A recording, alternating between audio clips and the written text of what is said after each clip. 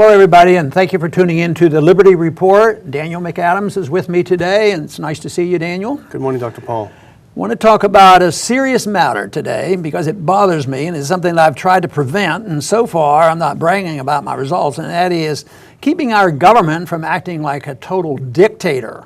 And when I think about it, the progress is continuous, and unfortunately, dictators are more likely to arrive when the conditions in society are bad. Economic and social conditions are bad. That's when people are sort of looking for a strong man. And I am concerned about that. But it's not with the current crop of politicians that we have today as much as a trend that I've seen going on. And sometimes I throw it out at least 100 years. And of course, it's easy to date some real problems this country developed since 1913, with the license to steal, with the income tax, and the license to counterfeit our money by the Federal Reserve. These kind of things lead to trouble.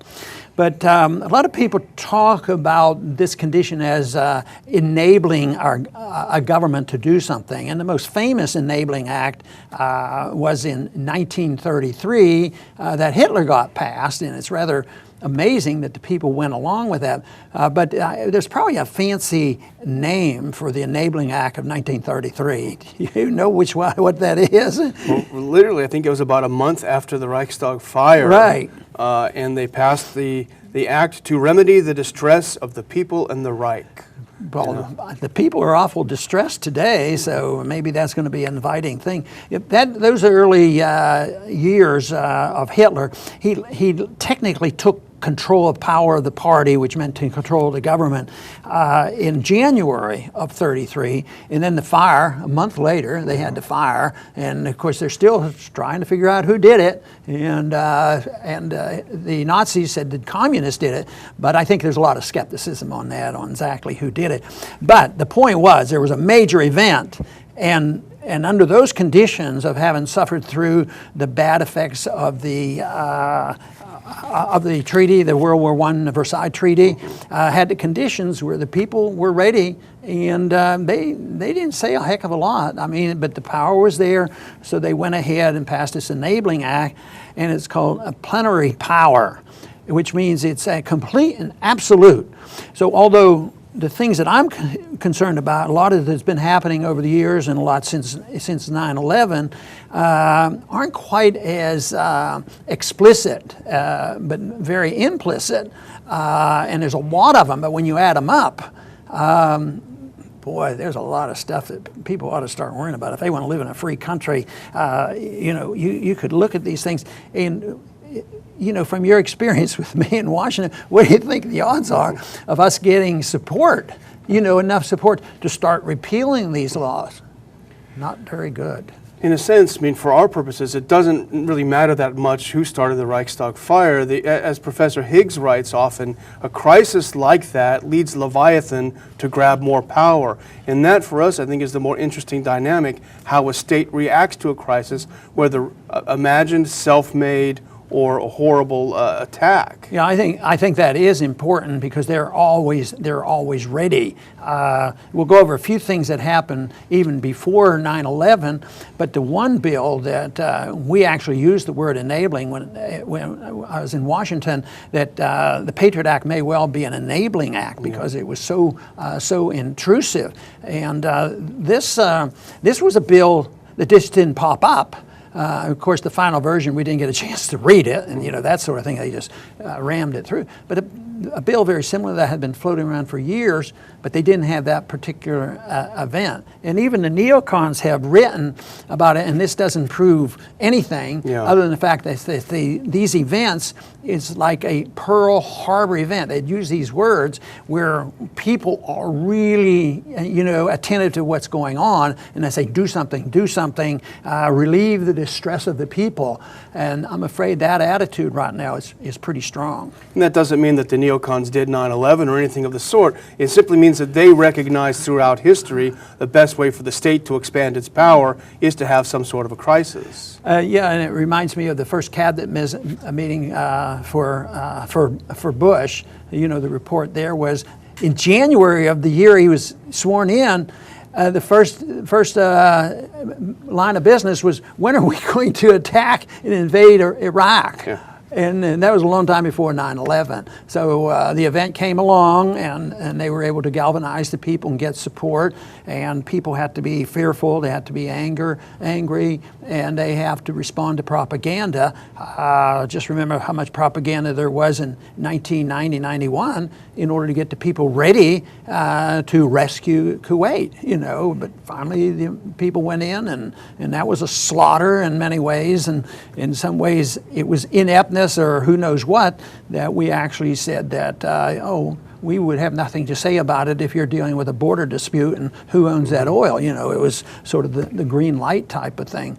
So there's a lot of those things. But I think attitudes are important. The big attitude that people have to change in order to accept, the dictator mentality is that liberty becomes of minimal interest, and that there's safety and security. Safety in that people will take care of them in a physical sense, and security in the sense that I don't have to worry about my economic security. And something big is happening right now because they're incapable of providing safety or security, and people are becoming very frightened. How does a bankrupt nation who's losing, the strength of the reserve currency right now? I hear that, in August, 90-some billion dollars of American securities were sold by the Chinese. Yeah. So people feel, insecure and not very safe. So they're ripe for this. And there's so many conditions that and laws that have been passed. But mostly, it's the shifting of the responsibility from the Congress especially, and even the courts are complicit, and they send it over to the executive branch. I remember one argument you helped me research on, and we took a position which was not popular with conservatives, and that had to do with the earmarks. Yeah. Oh, how could anybody be for earmarks? And of course, my position there was earmarks. The principle of earmark is one thing, spending of money is another. So I was criticized because I spent all the spending, but I was wrong because I voted for the principle that the Congress decides how the money is spent, but the earmark, getting rid of the earmark actually helped.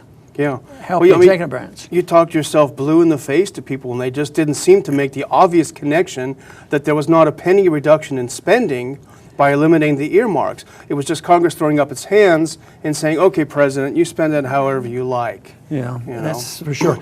But we've had, of course, I mentioned the IRS, we've had the drug war going on, the principle of asset forfeiture. Those kind of things have been going for a long time.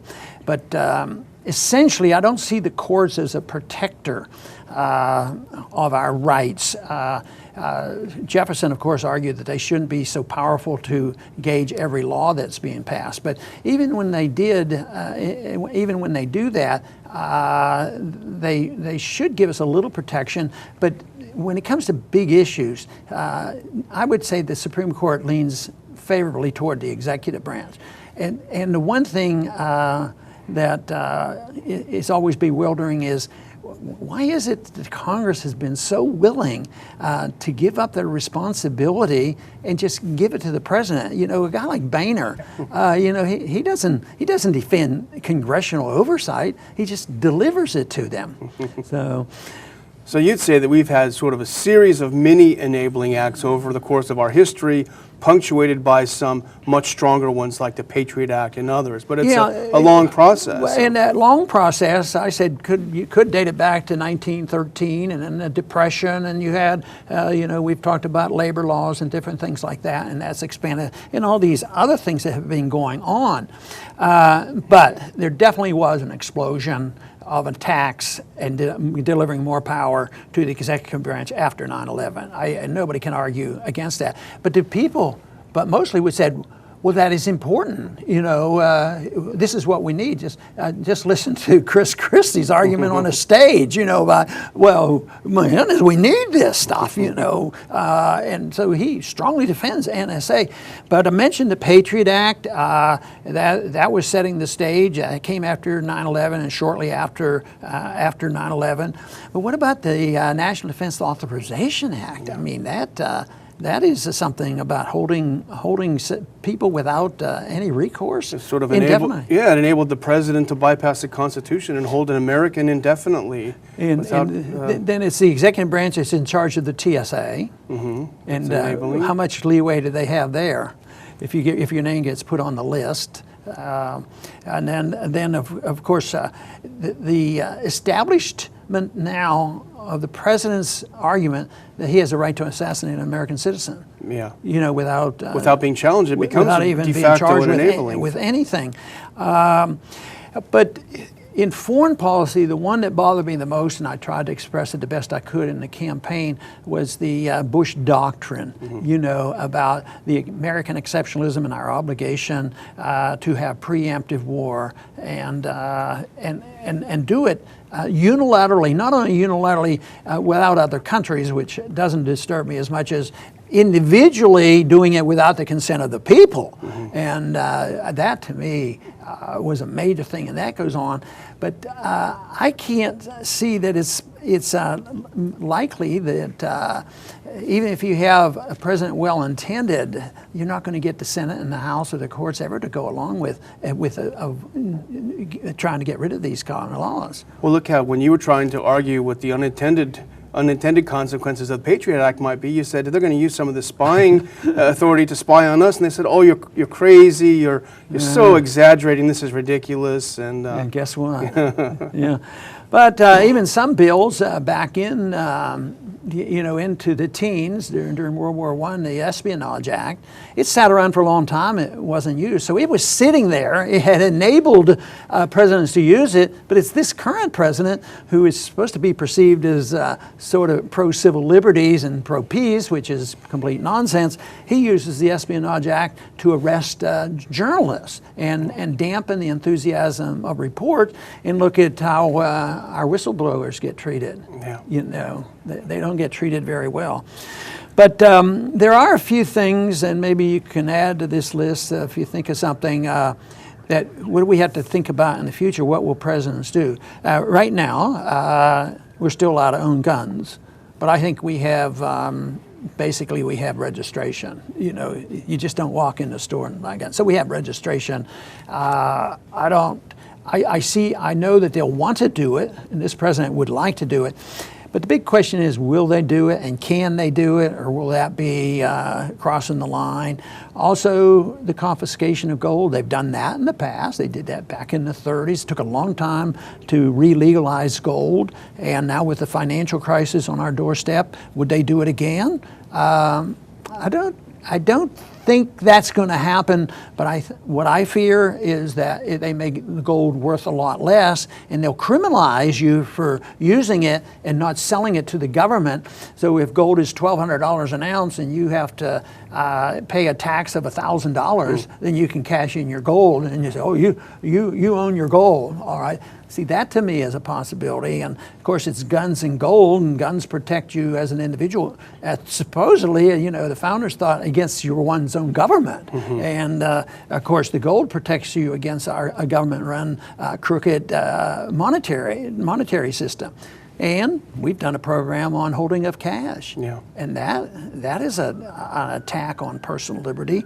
And there's a strong attack on private property too, with asset forfeiture and the regulations. I mean, just think of all the regulations the executive branch can write. Congress passes vague laws, and then the thousands and thousands of pages of regulation. So I'll tell you what, I think our executive branch has been enabled with way too much power. And I remain fearful that somebody will be overly energetic in using those powers as our conditions get worse. So I want to thank everybody today for tuning in to the Liberty Report. There's no doubt in my mind that we face serious times ahead because there's way too much power already given to the executive branch. They have been enabled to be a literal dictator. I don't think we're going to have the dictators that came about in the 20th century, but it'll be a softer form. But nevertheless, it may be more seductive for that reason. The things that I just talked about with Daniel, people rationalize and say, "Well, they're not so bad. They're not so bad. They serve a real purpose." So if the conditions get bad and people become fearful and they listen to the propaganda, that could be every bit as dangerous than somebody standing up and say, "I'm going to be your dictator and this is it. I want this one last law passed that ordains me as the dictator of America and the dictator of the world." It's not going to quite happen. But these powers right now should wake up every American citizen and say, what should the role of government be and what should the role of the federal government be? And it certainly should not be the endorsement of the kind of system that we have allowed to grow over these past 100 years, and the last 15 or 20 years has gotten much worse. So the principle of liberty is the answer to our problems. The Constitution can be very helpful, and that is to limit the scope of government. That is the only argument. What is the proper role for government? And it's not to manage our lives. It's not to pretend they can run the economy. It's not to counterfeit the money. And it's not to have an empire and run the world. That is a disastrous course, and the worse the conditions get, the more the people are probably going to demand, I want somebody to take care of me. I want to be safe and secure, and that's the only way we can do it. So we have to keep our eye on the ball, and the eye on the ball is the individual liberty that comes to us in a natural way, and governments are there, if for anything, to protect that liberty, but not to pretend they can take care of us from cradle to grave. I want to thank everybody for tuning in today, and come back to the Liberty Report soon.